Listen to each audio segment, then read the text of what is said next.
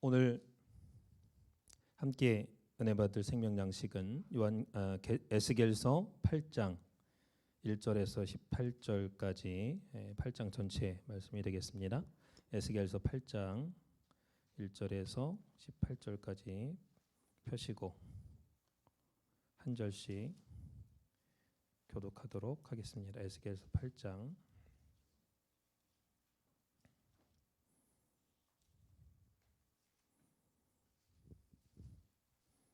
1절부터 한 절씩 교독하겠습니다.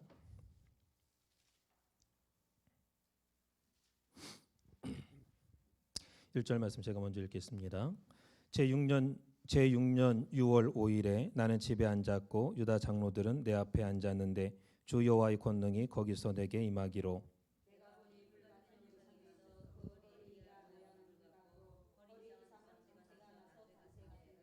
그가 손 같은 것을 펴서 내 머리털을 한 모숨을 잡으며 주의 신이 나를 들어 천지 사이로 올리시고 하나님의 이상 가운데 나를 이끌어 예루살렘으로 가서 안뜰로 들어가는 북향한 문에 이르시니 거기는 투기의 우상 곧 투기를 격발케 하는 우상의 자리가 있는 곳이라.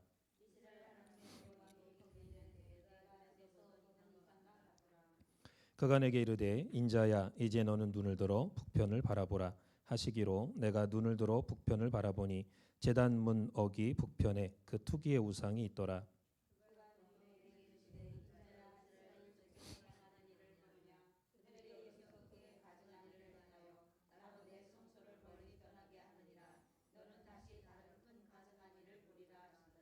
그가 나를 이끌고 뜰문에 이르시기로 내가 본즉 담에 구멍이 있더라.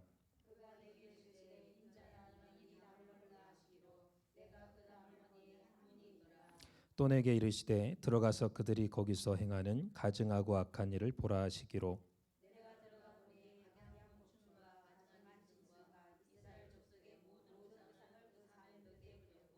이스라엘 족속의 장로 중 70인이 그 앞에 섰으며 사반의 아들 아야사냐도 그 가운데 섰고 각기 손에 향로를 들었는데 향연이 구름같이 오르더라.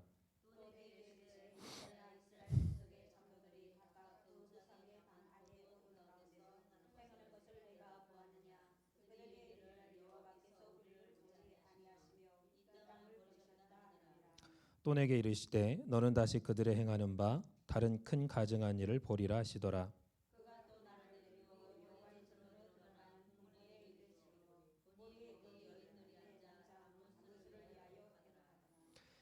그가 또 내게 이르시되 인자야 내가 그것을 보았느냐 또 너는 또 이보다 더 큰 가증한 일을 보리라 하시더라.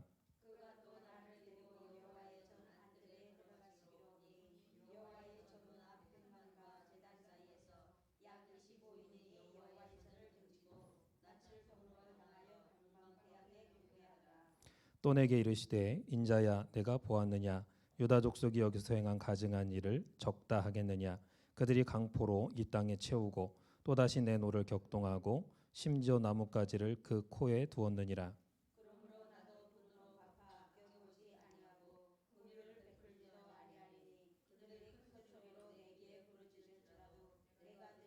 아니하리라. 아멘. 이는 하나님의 말씀이니라. 자, 오늘 함께 은혜 받을 말씀의 제목은 에스겔서의 구속경륜 네 번째 우는 자의 이마에 표하라 첫 번째 시간이 되겠습니다.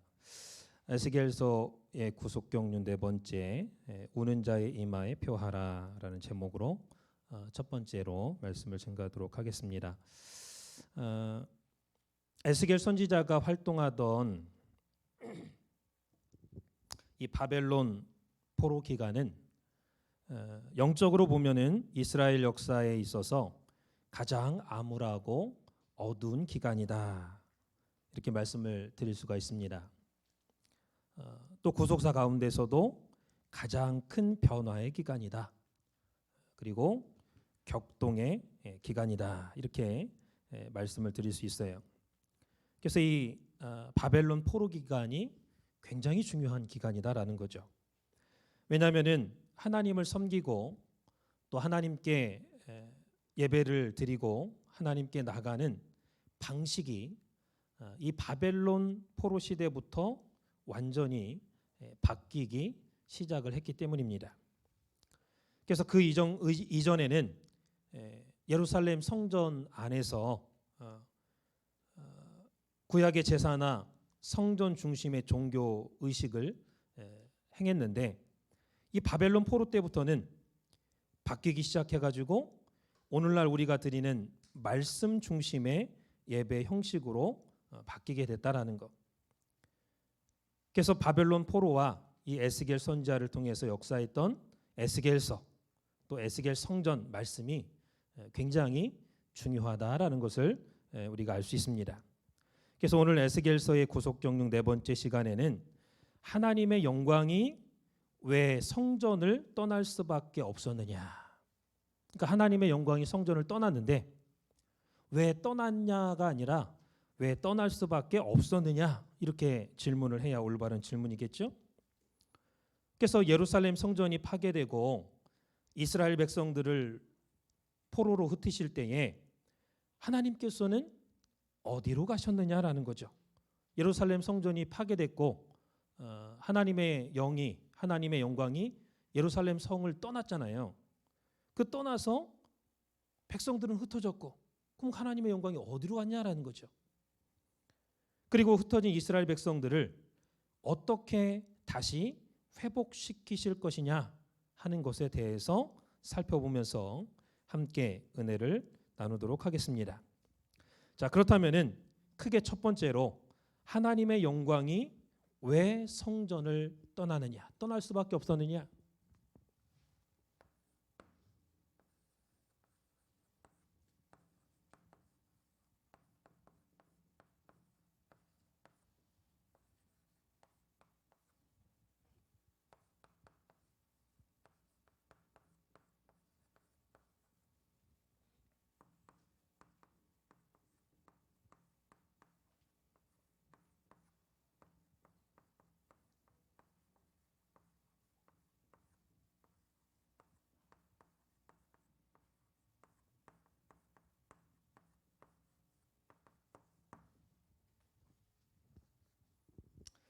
간단하게 말씀드리면요, 이스라엘 백성들의 죄 때문에 떠났습니다.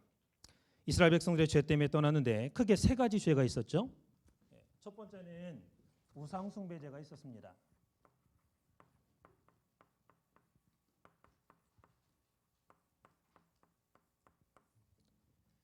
자, 두 번째는 음란한 죄가 있었죠. 세 번째는 교만한 죄가 있었습니다.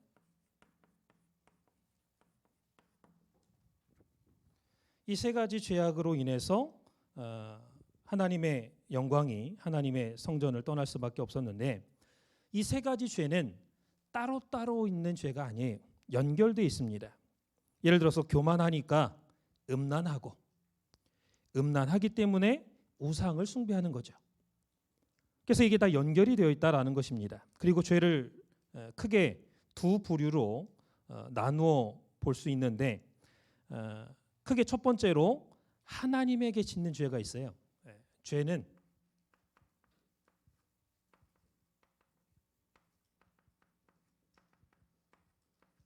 크게 두 가지인데 첫 번째는 하나님께 짓는 죄.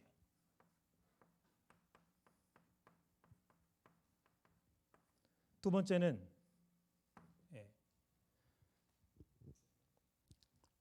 사람에게 짓는 데가 있죠.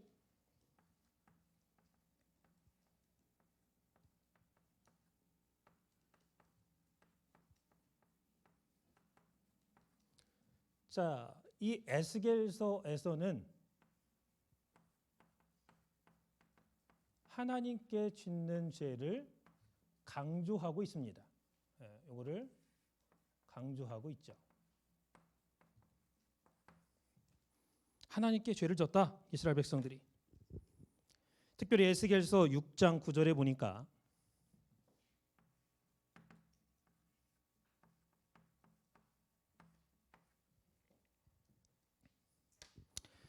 너희 중 피 한 자가 사로잡혀 이방인 중에 있어서 나를 기억하되 그들이 음란한 마음으로 나를 떠나고 음란한 눈으로 우상을 섬겨 나로 근심케 한 것을 기억하고 스스로 한탄하리니 이는 그 모든 가증한 일로 악을 행하였음이라 그랬습니다. 에스겔 6장 9절에 그래서 이 말씀을 보니까 하나님께서 바벨론 포로로 이스라엘 백성들을 내쫓았다고 했잖아요.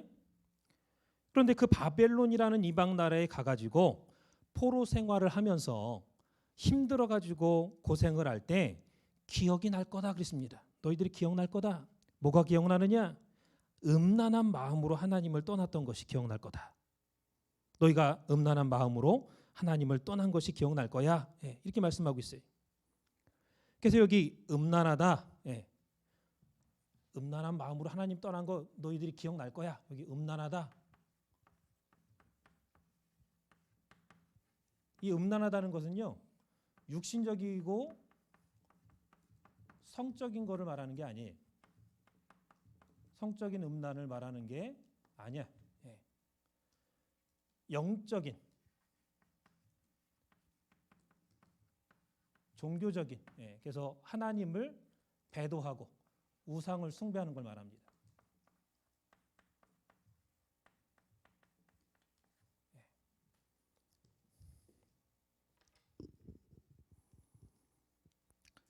그래서 하나님이 우리의 남편이고 우리가 하나님의 신부라고 말씀하고 있는데 너희가 음란한 마음으로 하나님을 떠나고 음란한 눈으로 우상을 섬겨가지고 나로 근심케 했다 그랬습니다. 하나님으로 근심케 했다 그랬어요.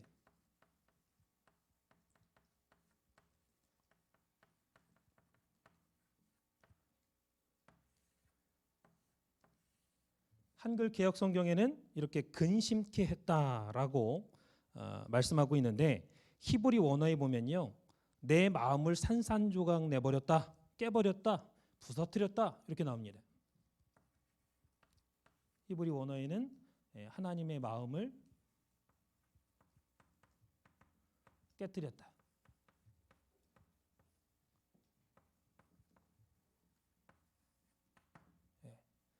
산산조각 냈다.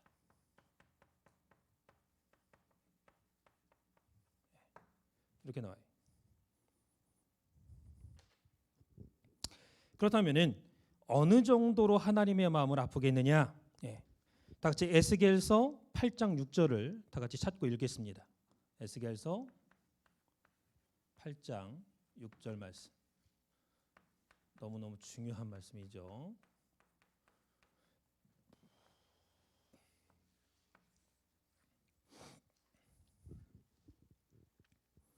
시작. 그가 또 내게 이르시되 인자야 이스라엘 족속에 행하는 일을 보느냐? 그들이 여기서 크게 가증한 일을 행하여 나로 내 성소를 멀리 떠나게 하느니라. 너는 다시 다른 큰 가증한 일을 보리라 하시더라. 그러니까 이스라엘 백성들이 특히 성전 안에서 짓는 죄가 너무너무 가증해. 하나님 볼 때 구역질나. 그러니까 나로 내 성소를 멀리 떠나게 한다 그랬습니다. 그러니까 성전 안에서 죄를 져가지고 이젠 내가 정말 내 성소를 내가 있을 자리를 떠나야겠구나. 하나님 스스로가 이런 생각을 들게끔 했다라는 것이죠. 자, 다 같이 에스겔 8장 오늘 본문 1절부터 한번 펴놓고 계속해서 이제 볼 거예요. 한번 펴보세요. 자, 에스겔 8장 1절부터 보면 이 이스라엘 백성들이 어느 정도로 죄악이 가득 찼는가라는 것을 우리에게 자세히 설명을 해주고 있습니다. 여러분들이 이 에스겔서가 에스겔 성전, 뭐 여호와산마 에스겔 성전 마찬가지고 에스겔서 마찬가지로 어렵게 느껴지죠. 그게 뭐 사실입니다. 왜 어렵게 느껴지느냐? 에스겔서 자체가요 예언서잖아요. 예언서가 어려워요. 그리고 시대적으로 바벨론 포로 전후 또는 바벨론 포로 기간 중에 있었던 일이에요. 그리고 에스겔에게 이상을 나타내서 보여준 거를 말씀한 거기 때문에 어렵습니다. 또 아까 말씀드린 것처럼 구약의 제사 제도하고 신약의 말씀 중심의 그런 예배 형식하고 짬뽕이 돼 있어요. 그러니까 둘 다 알아야 돼. 특히 구약의 제사 제도, 그다음에 성막이나 성전에 대해서 자세히 알아야 됩니다. 이거 모르면요 에스겔 성전 이야기가 힘들어요. 근데 왜 우리한테 힘들게 느껴지느냐? 우리는 오늘날 현대식 그 교회 안에서 현대식 이렇게 바뀌어진 말씀 중심의 그러한 예배만 드리고 있기 때문에 예전에 실제로 우리가 구약의 성전이나 성막에서 하나님께 예배를 드린 적이 없잖아요. 그러니까 그거를 자세히 몰라. 이거 어렵게 느끼시는 거죠. 근데 이제 요 몇 가지만 여러분들이 이제 하나씩 읽고 또 공부하고 또 이렇게 깨달으면 풀어집니다. 풀어져서 말씀이 또 여러 번 듣다 보면요 이게 서로 이렇게 막 상합해 연결이 돼 깨달아져. 너무너무나 이제 쉽게 우리 마음 가운데 역사가 일어나는 거죠. 그래서 이 시간에도 그러한 여러분들이 마음과 믿음을 가지고 에스겔서가 어렵지만 또 너무너무나 그 반대로 가치 있고 또 귀중하고 우리에게 큰 교훈을 주고 있다라는 것을 기억하시고, 자 특별히 에스겔 8장에 보면 하나님의 영광이 이스라엘 성전을 이스라엘 백성들을 떠날 수밖에 없는 그 이스라엘의 죄악상, 그러니까 예루살렘 성전이 멸망하기 전에 이스라엘 백성들이 얼만큼 어떻게 타락했는가 하는 것을 보여주고 있습니다. 머릿속에 확 집어넣으세요 여러분이. 그래서 에스겔서 1장부터 48장까지 그중에 에스겔 8장 한번 이스라엘 백성들의 죄악. 자 기억하시고 3절에 보세요. 3절. 자 3절에 보니까 하나님의 영이 에스겔을 들어 올려가지고 예루살렘으로 갔다 그랬습니다. 그래서 성전 안뜰로 들어가는 북향한 문에 뭐가 있었다고 했습니까? 3절 쭉 하반절에 거기 투기의 우상, 곧 투기를 격발하는 우상의 자리가 있는 곳이라 그랬죠. 투기가 뭡니까? 투기가 뭘까요? 질투. 질투가 투기예요. 투기의 우상. 질투를 격발하는 우상. 그래서 하나님의 질투를 격발하는 우상 하면은 그냥 우상 자체가 하나님의 질투를 격발하죠. 그래서 이 투기의 우상을 거기에 세워놨다는 거예요. 안뜰로 들어가는 북향한 문에다가. 그래서 자 3절에 투기의 우상을 말씀하고 있고요.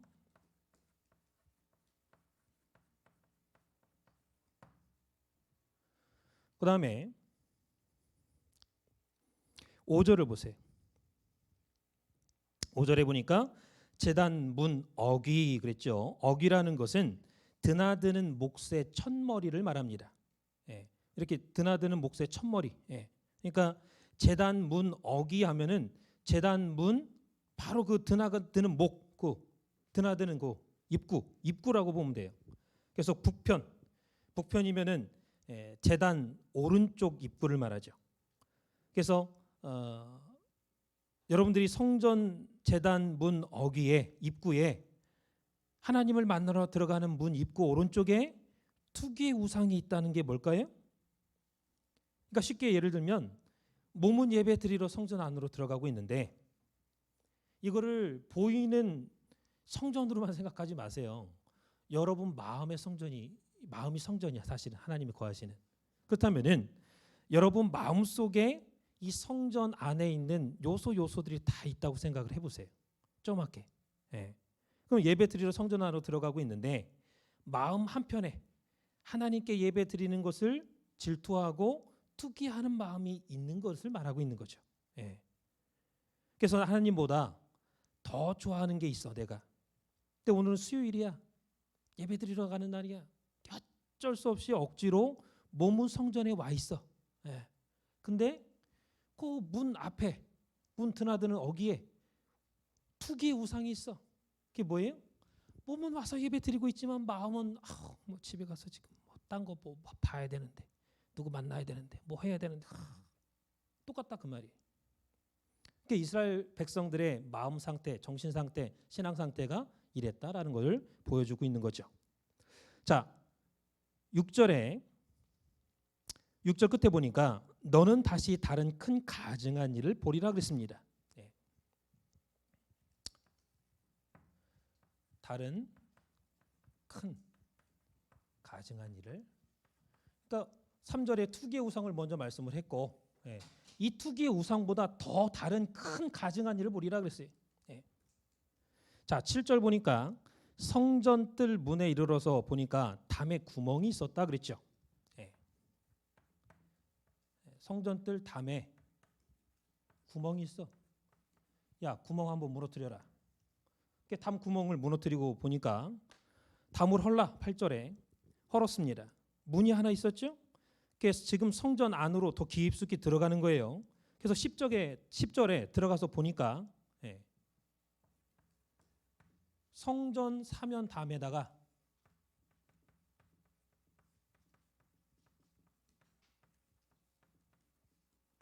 가증한 곤충의 모양과, 예, 각양 곤충과 가증한 우상을 그려 놓았다 그랬습니다. 그런데 그 성전 안에서 죄를 짓고 있는 자들이 있었는데 그들이 누구였느냐? 에스겔 8장 11절 보면, 에스겔 8장 11절에 누구였다고 했습니까? 70인의 장로들이었더라 그랬습니다. 70명의 장로들.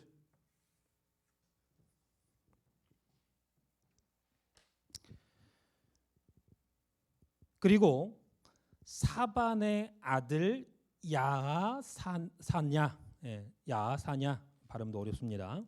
이 사반은 누구냐? 왕하 22장 8절을 보면요, 이 사반은 왕하 22장 8절에 보면 요시야 왕 때 성전에서 성전을 수리하면서 율법서를 발견하죠. 이 율법서를 읽었던 서기관이에요. 경건한 서기관입니다. 옆에서, 왕 옆에서 읽었던, 예, 경건한 서기관.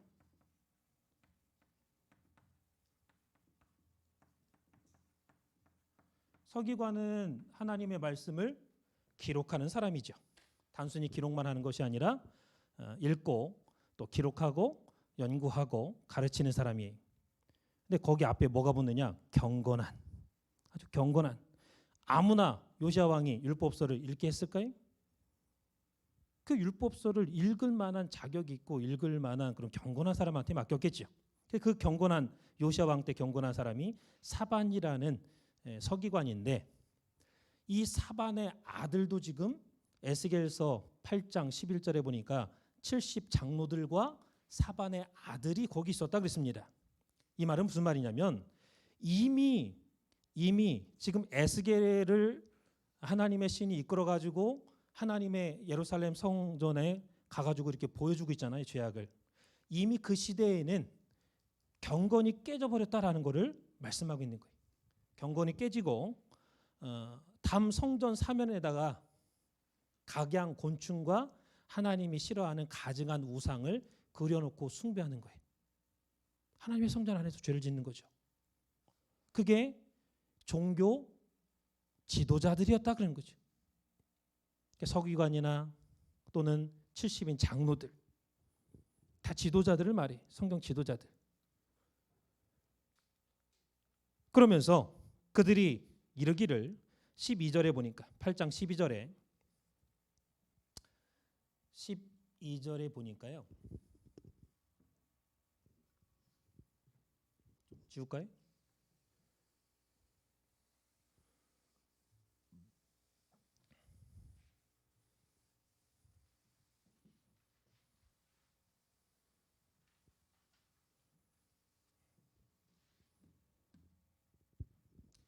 (12절에) 보니까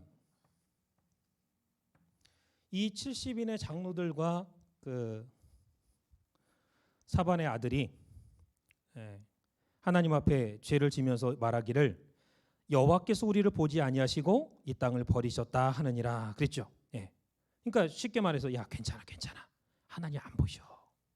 예? 하나님 우리를 버리셨어. 이 말 속에는요, 하나님과의 소통이 오랫동안 없었다는 거예요. 불신이 깊어졌다는 것을 말하고 있습니다. 야, 하나님 없어. 하나님 안 봐. 그러니까 아무리 기도해봐야 응답도 없고 기도도 안 하고 믿음도 없고 하나님과의 관계가 불신 끊어졌어. 이미 오래전에. 그러니까 종교 지도자들이라는 사람이 스스럼없이 말하는 거예요. 장로들이. 여기 장로는요, 오늘날로 말하면 목사와 장로 다 포함한 영적인 지도자를 의미하는 거예요. 목사도 마찬가지고 장로도 마찬가지고. 장로들이 앞장서서 죄를 졌다라는 거. 그리고 13절에 보니까 주의 신이 에스겔에게 너는 더 가증한 일을 보리라 그랬죠. 13절에 더 가증한 일, 이것보다 더 가증한 일이 있다.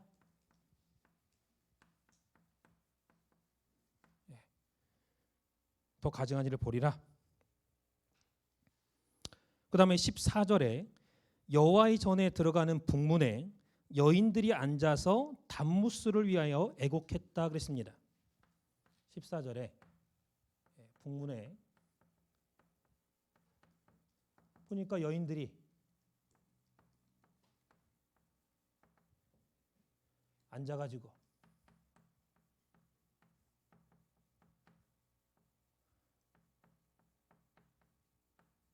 단무스를 위해서 애곡하였더라.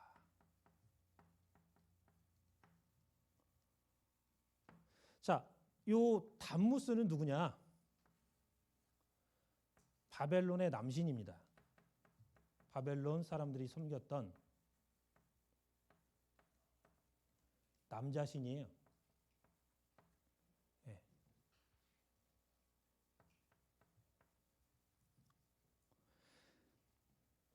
그래서 섬기는 풍요를 상징하는 남자신인데 이슈타르라고 하는 여신과 함께 단무스하고 요 상대 신이 이슈타르예요.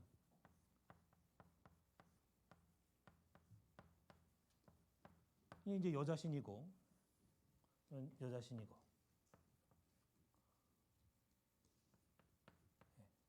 그래서 요 남신과 여신을 요 단무스하고 이시타르를 풍요의 신으로 생각을 했습니다. 사람도 남자와 여자가 만나서 자녀를 낳잖아요. 마찬가지로 그 당시에는 신도 남신과 여신으로 생각을 했어요. 그래서 이 바벨론 사람들이 풍요를 상징하는 이 남신 단무스가 봄에 환생을 한다. 그리고 여름에 죽었다가 지하로 들어가 가지고 한참 있다가 이제 겨울을 지나서 봄이 되면 환생을 해가지고 모든 봄의 그 식물들과 모든 이제 그 곡식과 꽃과 모든 것을 풍요롭게 이렇게 해준다. 그래서 이제 여름이 되면은 죽고 이제 지하로 들어가는 거예요. 그래서 애곡했습니다. 이 단무스를 위해서 애곡했어요.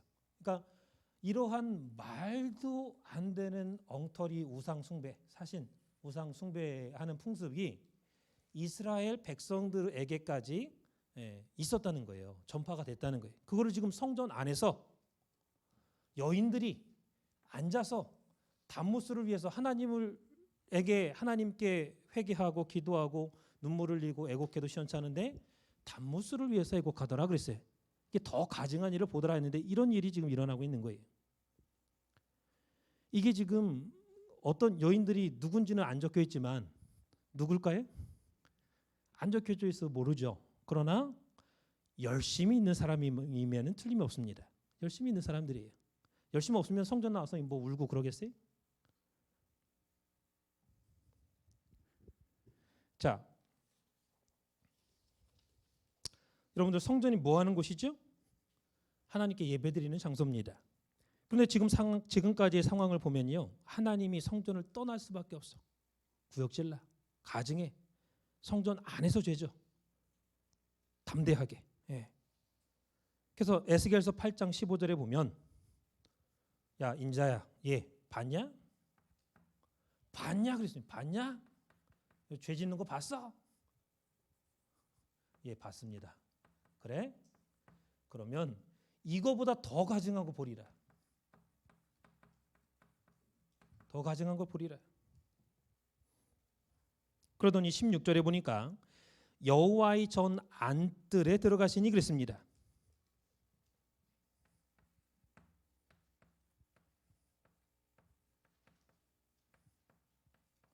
자, 성전 안뜰의 개념을 여러분들이 좀 아셔야 되는데 제가 뭐 간단하게 좀 그릴게요. 간단하게.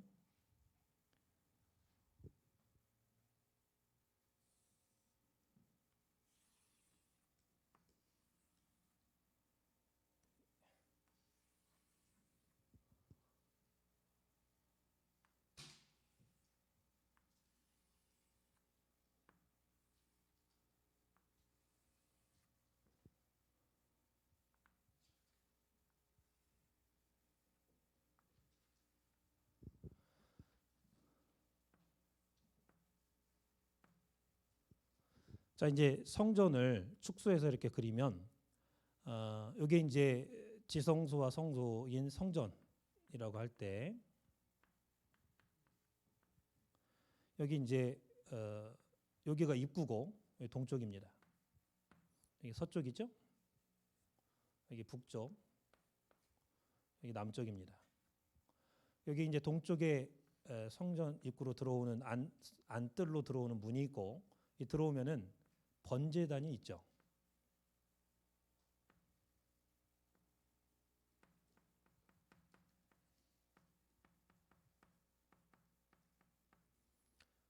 여기 이제 바다가 있습니다.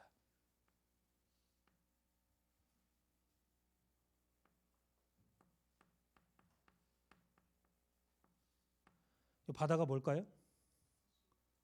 네? 제사장의 손발을 씻는 곳이고 물두멍이 있습니다. 5개가 성전 좌우편에 조그만 게 물두멍이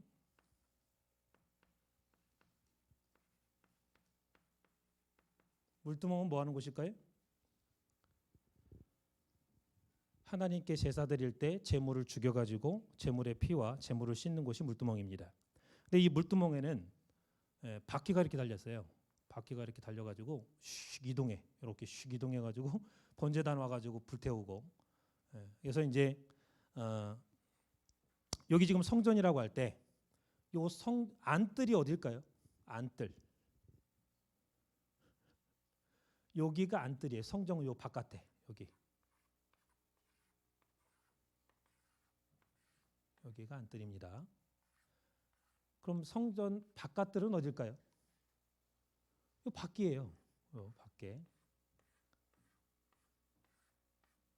요 밖에가 성전 바깥뜰입니다. 자, 성전 안뜰은 다른 말로는 제사장의 뜰이라고 합니다. 여기 안뜰인데 여기가 성전 안뜰인데 다른 말로는 제사장의 뜰이라고 해요. 왜 제사장의 뜰이냐? 제사장과 일부 사역을 맡은 레위인들, 사역자들 외에는 요 성전 안뜰 여기에 들어올 수가 없습니다. 그래서 제사 행식을 할 때 제사장만 들어와. 레위인들 몇 명 하고. 그래서 이 북쪽에서 제물을 잡아가지고 물두멍 대기하고 있다가 물두멍을 가지고 가든지 뭐 하여튼 물두멍에다 씻고 그다음에 번제단에 가지고 제물을 가지고 와서 번제단에서 태우고 그리고 나서 제사장은 바다에 있는 쪽으로 그러니까 제물 잡고요 물두멍으로 씻고 물두멍에서 번제단으로 와서 태우고 번제단에서 바다로 와가지고 바다에서 물 떠다가 손발 씻고 그리고 하나님의 성전으로 들어가는 거예요. 이러한 과정을 거치는 거죠. 그래서 이 안뜰에는 안뜰 하면 성전이 축약된 단어예요. 성전 안뜰 이렇게 생각하시면 돼. 그래서 성전 안뜰에는 3가지가 들어가야 됩니다. 뭐가 있어야 되냐? 반드시 번제단이 있어야 돼요. 번제단. 예수 그리스도의 보혈을 상징하죠. 번제단. 에스겔 성전에도 번제자는 꼭 있습니다. 그 다음에 물두멍이 있어야 돼요. 물두멍. 재물을 잡았을 때 재물을 씻을 물두멍이 있어야 돼. 그 다음에 제사장의 손과 발을 씻을 바다가 있어야 됩니다. 이 바다. 이 밑받침에 네 마리 황소가 사방으로 12마리가 이렇게 그 위에다가 큰 놋그릇을 세수대야처럼 넓은 그릇에 물을 담아가지고 물을 채운 거. 이걸 바다라고 그래요. 바다. 근데 이 바다에서 제사장의 손과 발을 반드시 씻고 성전에 들어가도록 이렇게 돼 있습니다. 자, 그래서 이 에스겔서 8장 16절에 보니까 전 안뜰, 제사장의 뜰이라고 했죠. 안뜰에 들어가니 여호와의 전 문 앞 현관과 제단 사이에서 그랬습니다. 여호와의 전 문, 여호와의 전 하면 성전의 축약이라고 했죠. 그러니까 성전 앞, 여기 문 앞과 제단이라면 번제단에 축약된 말이에요. 제단하면 번제단을 말하는 거예요. 번제단 요 사이 여기를 말하죠. 여기에서 25명의 요 25명은요. 장로 24명하고 대제사장을 말합니다. 24명하고 대제사장. 자, 아까 70인 장로라고 했었죠. 근데 이 70인 장로 중에도 이 장로들의 그 70인 장로의 대표 또 대제사장 1명 해가지고 24장로, 요한계시록에도 24장로가 나오잖아요. 그래서 24장로 플러스 대제사장 25명이 다시 말해서 신앙의 대표자들이죠. 70인의 장로 중에서도 야, 참 저 장로님 잘 믿는 분이야. 신앙이 좋은 분이야. 잘 믿는다고 구별된 자들을 말하는 거예요. 그 구별된 자 25명이 어떤 짓을 하고 있었느냐? 여기서 요 성전 앞에, 번제단 앞에, 요 중간 여기서 성전을 등지고 이 동쪽을 향하여 태양이 뜨는 동쪽을 향해서 태양에다가 절하는 일을 하고 있었습니다. 태양을 숭배하는 일을 하고 있었어요. 그래서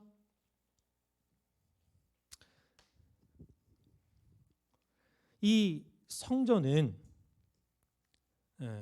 낯을 동쪽으로 떠오르는 해를 향하여서 성전을 등지면 동쪽을 향하게 되죠. 그래서 성전과 번제단 사이에서 하나님의 성전을 등졌다라는 것은 하나님의 성전을 등졌다는 것은 동쪽을 향했다. 동쪽을 향해서 이쪽이 지금 동쪽이에요. 동쪽을 향해서 태양이 이렇게 들어오는 동쪽을 향해서 태양을 향해서 절을 하고 있었다라는 거. 그걸 봤죠. 누가 그 짓을 하고 있었느냐? 25명의 장로들과 24명의 장로와 1명의 제사장. 그래서 이 성전 뜰은요. 이 뜰이라는 말, 이 뜰이 무슨 말일까요? 다른 말로 하면 마당이에요. 마당. 성전 앞 마당이라고 생각하면 됩니다. 이 성전 앞에 있는 마당, 쉽게 말해서 이 뜰의 핵심이 뭐냐? 씻음이에요. 이 씻는 데서 뭐 하는 거냐? 여기서는 씻는 곳이야.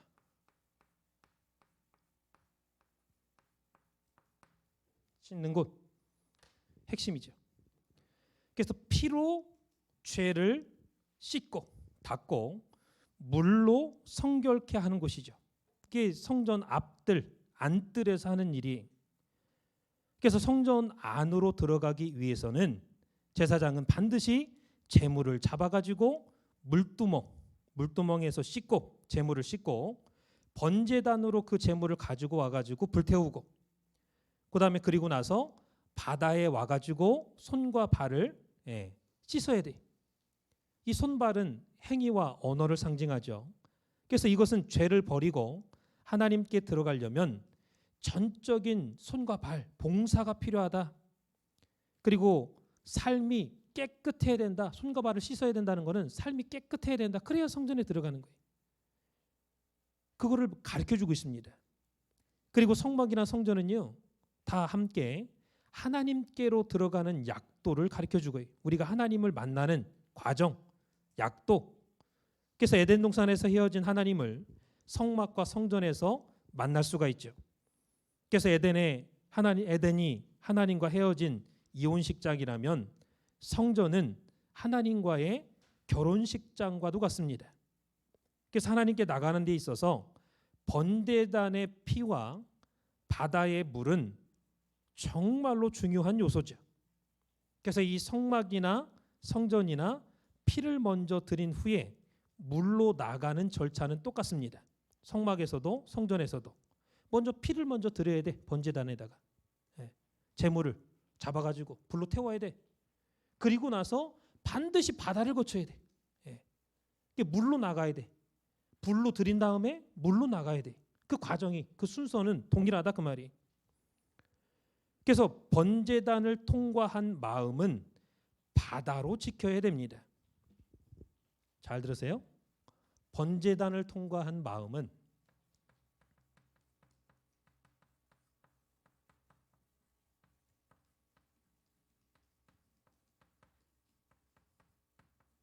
뭘로 지켜야 되느냐?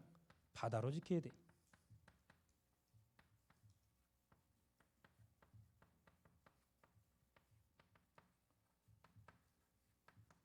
자, 번제단을 통과한다는 것은 번제단의 불로 씻음 받는다. 예수 그리스도의 십자가의 피로 우리가 우리의 죄를 다 씻음 받았다 그 말이죠. 그 다음은 뭐냐? 바다를 거쳐야 돼. 바다로 지켜야 돼. 이 바다는 씻는 곳이야. 제사장이 손발을. 그래서 예수님의 십자가 피로 우리가 죄를 깨끗이 씻음을 받았지만 매일매일 짓는 자범죄, 우리의 모든 생활, 손과 발, 언행, 이거는 매일매일 회개해야 돼. 매일매일 씻어야 됩니다. 예수님도 요한복음 14, 15, 16장 보면은, 그리고 마태복음 26장 보면은 그 목요일날 저녁에 제자들의 발을 씻겨주면서 그 수제자 베드로가 나 안 씻어도 됩니다. 뭐? 너 나하고 상관없다. 너 그러면은 발뿐만 아니라 온몸 다 씻겨. 야, 이미 목욕한 자는 손발만 씻으면 돼. 그 말이 이 말이죠. 이 말씀이죠. 그래서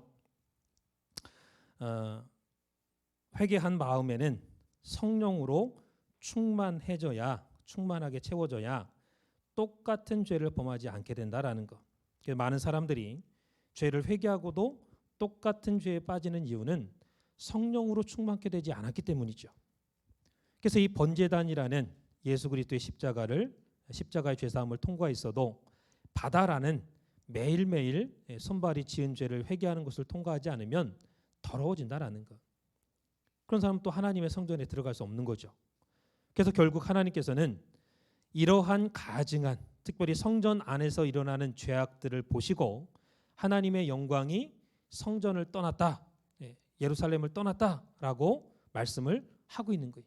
그러니까 지금 에스겔에게 하나님의 영광이, 하나님이 왜 성전을 떠날 수밖에 없었는가? 하나님의 한을 에스겔에게 설명하는 거예요. 야, 내가 오죽했으면 떠났겠냐? 이놈들이 어떤 일을 했는지 너 봐라. 더 가증한 일을 보리라. 더 가증한 일을 보리라 하면서 일일이 하나씩 보여주는 거죠. 그럼에도 불구하고 이스라엘 백성들은 하나님이 예루살렘 성전에 거하신다라는 것을 강력하게 믿었습니다. 그렇기 때문에 예루살렘은 절대 망하지 않을 것이다 이렇게 생각을 했어요. 그러니까 구속 역사를 보면 특히 구약에 심지어는 믿음의 선조들까지도요, 하나님이 어디 계시느냐에 대한 정확한 답이 머릿속에 없었습니다. 예를 들면 야곱만 봐도 이 야곱이 형 에서에게 장자권을 이렇게 빼앗았잖아요. 축복권도 뺏었습니다. 그리고 형 에서가 죽이려고 하니까 외삼촌 라반의 집으로 도망을 가게 됩니다. 도망을 가게 되는데 가다가 루스라는 곳에서 날이 저물어 가지고 잠이 들었죠. 근데 꿈에 사닥다리 환상이 보였죠. 그래서 이 사닥다리가 땅에서부터 하늘까지 맞닿았고 그 사닥다리 위로 하나님이 계시고 그다음에 사닥다리 위에 천사가 오르락내리락 했다 그랬습니다. 그 이제 야곱이 꿈에서 깨가지고 깜짝 놀라서 이곳에도 하나님이 계시는구나. 내 아버지 이삭이나 할아버지 아브라함이 계신 곳만 하나님이 계신 줄 알았는데 여기도 하나님이 계시는구나 깨달았어요. 그래서 이름을 뭘로 줬습니까? 루스에서 베델 하나님의 집이라고 바꾼 거예요. 창세기 28장 15절에. 그리고 나서 수백 년이 흘렀습니다. 야곱 이후에 수백 년이 흘렀어요. 그래서 아모스 때에 아모스서 5장을 보면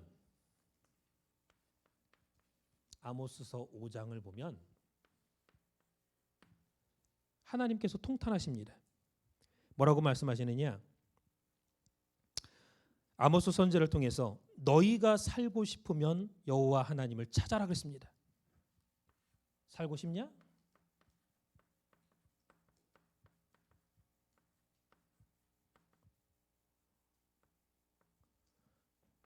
하나님을 찾아라.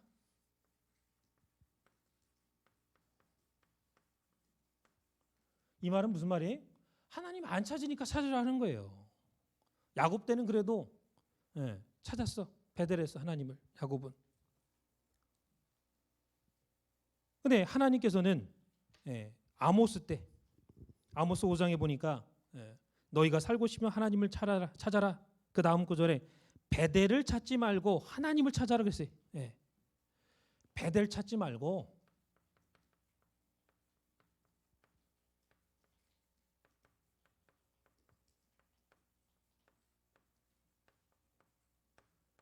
하나님을 찾아야 할 텐데 베델로만 가. 베델로만. 하나님 만나려고. 왜? 우리 조상 야곱이 하나님 만났던 곳이니까 하나님 여기에 계시겠지 하고 그 후손들이 맨날 베델로 올라갔습니다. 근데 하나님 하시는 말씀이 너희가 하나님을 찾되 베델은 찾지 말아라. 제발 길갈도 찾지 말고 부엘세바도 찾지 말고 하나님만 찾아라 그랬습니다. 이 말씀이 아모스서 5장 4절에서 6절에 나와 있어요. 찾아보세요. 아모스서 5장 4절에서 6절까지 한번 읽어보겠습니다.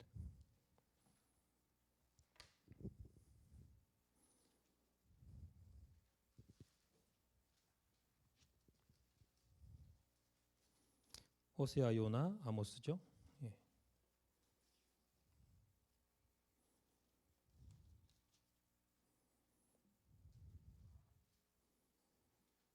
4절에서 6절까지 시작. 여호와께서 이스라엘 족속에게 이르시기를 너희는 나를 찾으라 그리하면 살리라. 베델을 찾지 말며 길갈로 들어가지 말며 부엘세바로도 나아가지 말라. 길갈은 정령 사로잡히겠고 베델은 허무하게 될 것임이니라 하였으나니 너희는 여호와를 찾으라 그리하면 살리라. 염려컨대 저가 불같이 요셉의 집에 내리사 멸하시리니 베델에서 그 불들을 끌 자가 없을까 하노라.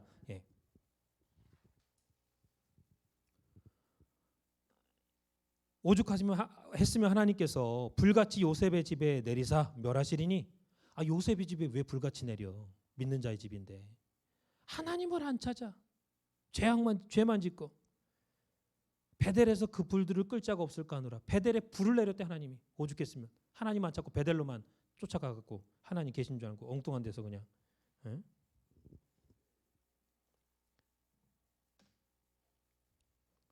이처럼 이스라엘 백성들의 영적인 차원이요 굉장히 낮았어요. 이게 하나님께서 과거에 여기 계셨으니까 오늘날에도 여기에만 계시겠지 생각했습니다. 그래서 가장 대표적인 것이 바로 솔로몬 성전이에요. 이 솔로몬 성전.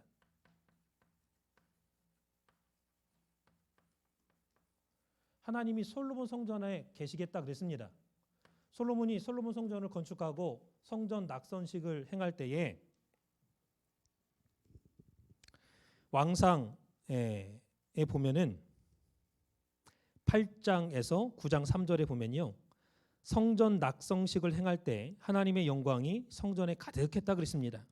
그리고 하나님께서 나타나셔가지고 나의 이름을 영영히 이곳에 두며 나의 눈과 마음이 항상 여기 있겠다 그랬습니다. 하나님의 솔로몬 성전에 하나님의 이름과 하나님의 눈과 마음이 항상 영영 여기 있겠다. 그러니까 이스라엘 백성들이 솔로몬 성전 생각할 때, 솔로몬 성전에는 하나님이 항상 계시겠다고 했어. 예. 하나님이 항상 계셔. 예. 근데 우리가 분명히 알 것은요, 사도행전 7장 48절에서 50절이에요.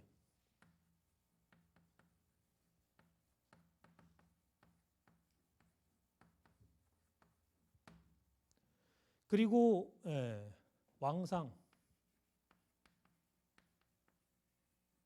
8장에서 9장 3절에 이렇게 나와 있는데, 이 8장 9장을 이렇게 보면요, 하나님의 이름이 또 눈이 마음이 항상 솔로몬 성전 안에 있겠다 이렇게 했지만은, 너희가 성전을 아무리 아껴도 하나님 말씀 지키지 않고 하나님 섬기지 않고 사신 우상 섬기면 내가 이 성전이라도 들어서 던져버리겠다, 파괴시켜버리겠다, 분명히 말씀했습니다. 또 사도행전 7장 48절에서 50절을 보면, 하나님은 사람의 손으로 지으신 성전에 거하지 않으신다 그랬습니다. 주께서 가라사대 하늘은 나의 보좌요 땅은 나의 발등상이니 너희가 나를 위하여 무슨 집을 짓겠으며 나의 안식할 처소가 어디뇨, 이렇게 말씀하고 있죠. 그래서 성전이 파괴된다라고 했을 때 아무도 안 믿었어요, 이스라엘 백성들이. 그러다가 실제로 성전이 파괴됐죠. 그러니까 이스라엘 백성들한테는 멘붕이 온 거예요. 예. 있을 수 없는 일이 일어난 거죠. 그게 도저히 이해가 안 가. 예. 그래서 에스겔서 11장 23절에 보면, 에스겔서 11장 23절에 보면 하나님의 영광이 성전을 떠나는 그 과정, 그 장면이 나와 있습니다. 근데 에스겔 11장 16절에 에스겔한테만 하나님이 설명을 해주는 거예요. 예. 그 앞에 16절에 하나님이 에스겔 선지자한테만 말씀을 해주셔. 뭘 말씀해 주시느냐?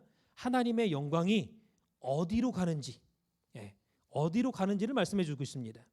그래서 내가 예루살렘을 떠나서 바벨론에 잡혀 있는 이스라엘 포로들과 함께 거하겠다 그랬습니다. 하나님의 영광이 떠나가지고 예루살렘을 떠나가고 하나님의 영광이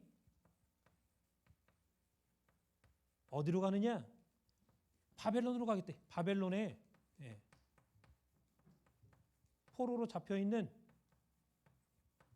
이스라엘 백성들한테 가가지고 잠깐 그들의 성소가 돼주겠다.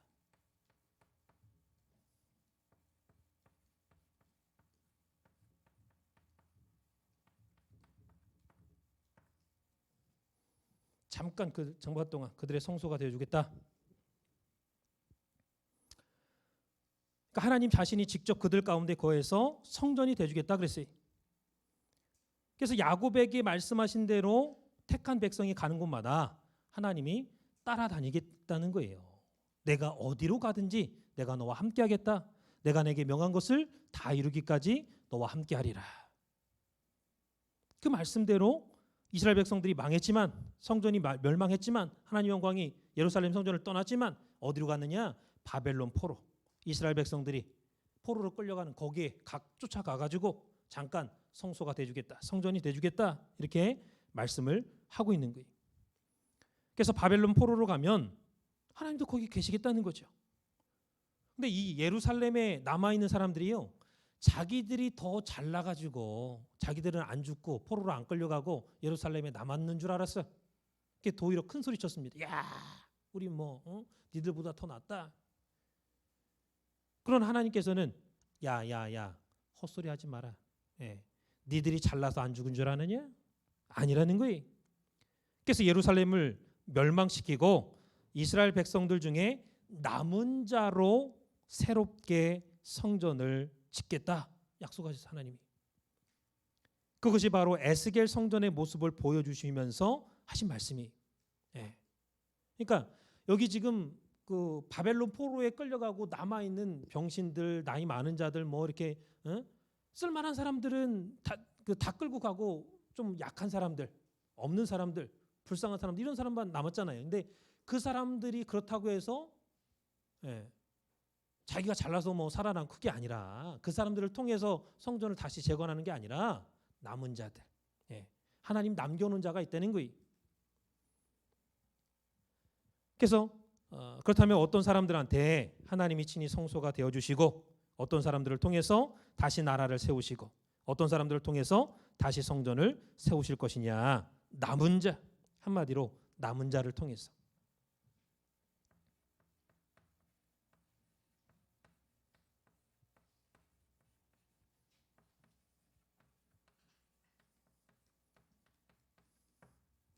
그래서 바벨론의 포로로 끌려갈 때는 이스라엘 민족 거의 전체가 거의 다 전체가 다 끌려갔지만은 돌아올 때는 5만 명밖에 안 돌아왔어요. 약 5만 명. 1차, 2차, 3차 다 해봐야. 그 5만 명이 누구냐? 다시 돌아가 가지고 하나님의 성전을 세우겠다라고 하는 신실한 믿음을 갖고 있는 사람. 비록 70년이 지났지만 하나님께서 나와 함께 하신다. 내가 사는 것은 하나님의 성전을 다시 세우기 위해서 내가 존재한다. 내 개인적인 욕심과 소유와 이 나라 바벨론에 와서 벌었던 돈 다 때려치고 가가지고 난 하나님의 성전을 짓겠다라는 믿음을 가지고 있는 사람.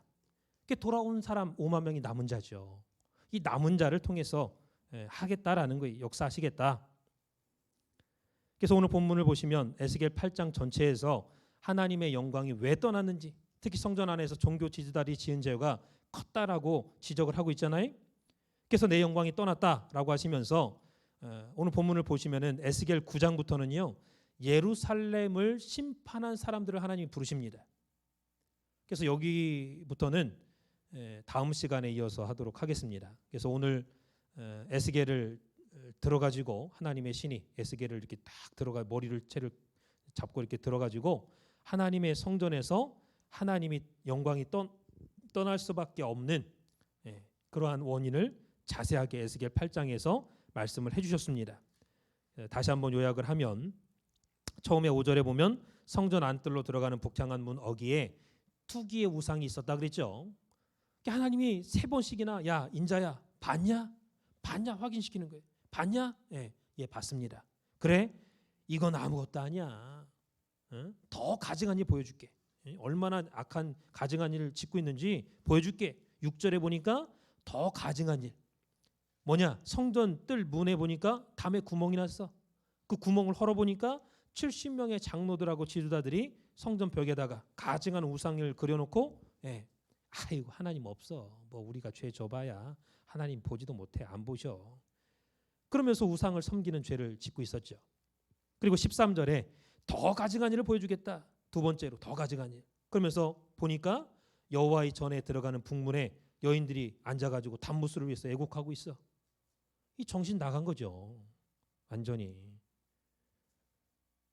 그리고 70명의 장로들이 여인들로 죄가 더 확대된 거예요. 지금 더 가증하다 그런 거 그게. 그리고 15절에 보니까 야 이거보다 더 가증한 거 보여줄게. 그게 또 보니까 성전 안뜰로 가보니까 25명의 장로들 완전 대표죠. 대표. 이스라엘의 대표. 그리고 제사장. 이 사람들이 성전과 번제단 사이에서 낮을 동쪽으로 향해 가지고 태양을 숭배하고 있는 걸 봤다 그랬습니다.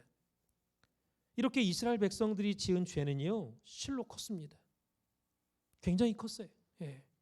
그런데도 그들은 왜 예루살렘이 망했는지, 왜 하나님이 떠났는지, 왜 하나님이 자기들을 버렸고 자기들이 포로로 끌려가게 됐는지 모르겠다. 오히려 더 큰 소리 쳤습니다. 그러니 하나님 편에서 얼마나 기가 차겠습니까? 얼마나. 오늘 우리도 마찬가지다라는 것이죠. 우리에게 오는 큰 환난과 아픔과 실패가 있습니까? 그렇다면은 불평하기 이전에 왜 그런 환난이 오게 되었느냐? 하나님의 영광이 왜 나를 떠날 수밖에 없었느냐? 죄를 짓지는 않았느냐? 먼저 내 자신을 살피고 철저하게 낮아지고 무너지고 회개하는 우리 산서만교회 성도님들이 되시길 바라겠습니다. 그럴 때 우리 속에 있는 헛된 욕망과 또한 제약과 또 교만과 음란과 우상 숭배의 마음들이 다 날아가고 우리 속에 남아 있는 겸손과 경건함과 또 하나님을 경외하는 그러한 믿음이 그 하나님이 그 경건한 믿음 있을 때 그거를 붙잡고 우리와 함께 하시는 거예요. 그 하나님이 가증하게 여기는 그러한 교만이나 우상 숭배나 음란함이나 그런 게 있으면요, 함께 있고 싶어도 입지를 못해. 그런 걸 다 빨리 벗어 버려야 돼. 날려 버려야 돼. 회개해야 돼.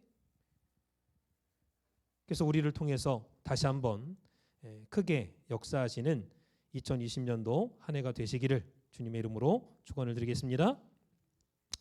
한 가지만 말씀드리고 마치겠습니다.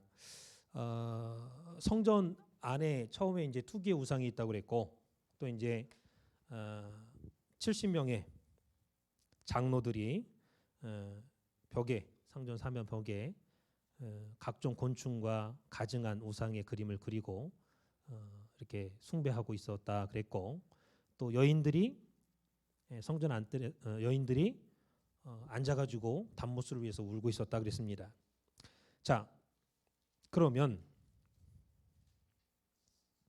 이 에스겔에게 그 하나님의 신이 예루살렘 성전이 멸망하기 전에 얼마나 이스라엘의 죄악상이 가증하고 컸는지를 오늘 에스겔 8장 전체를 통해서 보여줬는데, 여기에 등장하는 그 특징이 뭐냐면 종교 지도자들이 앞장섰다는 거예요. 장로님들, 여기 목사님들, 서기관들, 이렇게 지도자들. 첫 번째 특징이 뭐냐? 지도자들이 앞장섰다는 거예요. 죄 짓는데.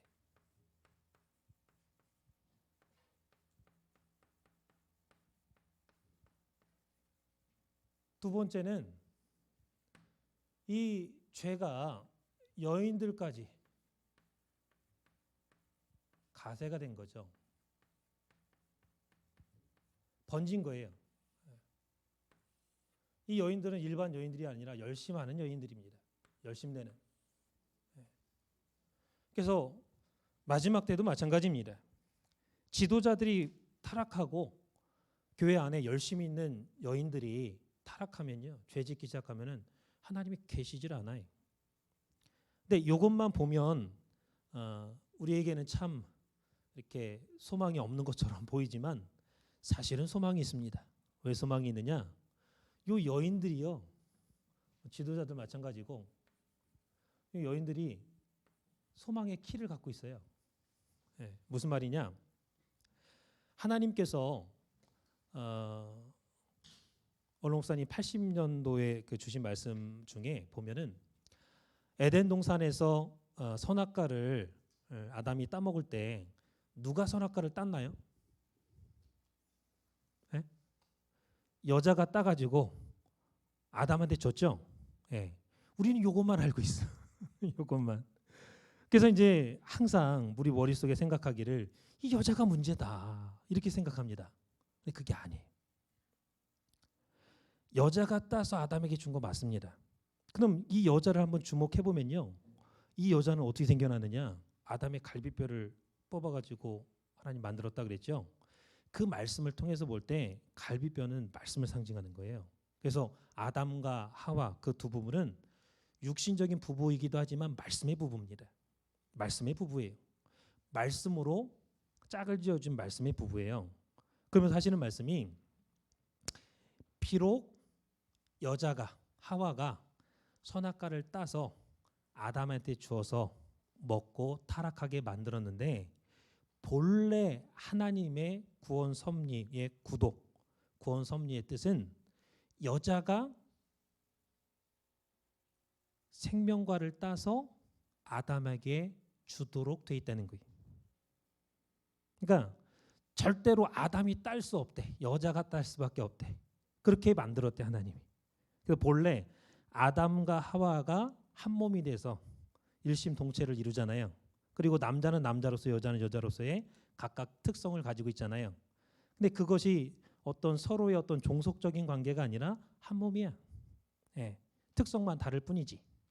근데 이제 우리는 생각하기를 원죄 왜 짓게 됐느냐?